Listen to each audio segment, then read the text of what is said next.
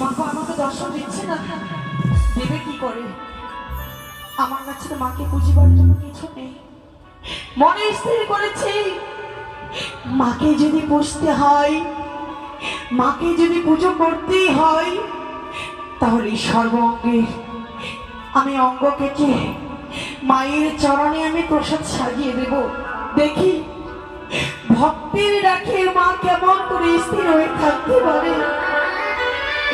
তাই এই মুহূর্তে আমি সর্বঙ্গের অঙ্গ এক এক করে মায়ের চরণে প্রসাদ সাজিয়ে দেব, প্রসাদ সাজিয়ে দেব। আঙুল কেটে কলা